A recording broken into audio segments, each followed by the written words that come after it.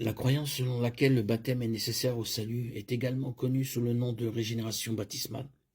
Nous soutenons que le baptême est une étape importante de l'obéissance pour un chrétien, mais nous rejetons catégoriquement le baptême comme étant nécessaire au salut. Nous croyons fermement que chaque chrétien devrait être baptisé d'eau par immersion. Le baptême illustre l'identification d'un croyant avec la mort, l'ensevelissement et la résurrection du Christ.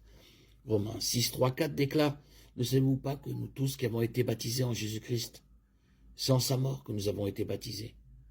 Nous avons donc été ensevelis avec lui par le baptême en sa mort, afin que, comme Christ est ressuscité des morts par la gloire du Père, nous aussi, nous vivions en nouvelle vie. » L'action d'être immergé dans l'eau illustre la mort et l'ensevelissement avec Christ.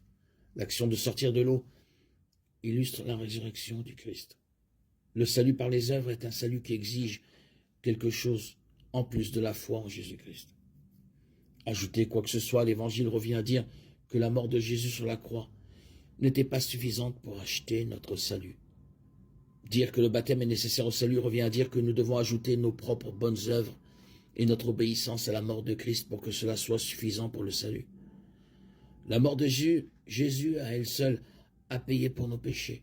Romains 5, 8. 2 Corinthiens 5, 21. Le paiement de Jésus pour nos péchés est attribué à notre compte par la foi seule. Jean 3, 16, Actes 16, 31, Éphésiens 2, 8, 9. Par conséquent, le baptême est une étape importante de l'obéissance après le salut, mais ne peut pas être une condition du salut.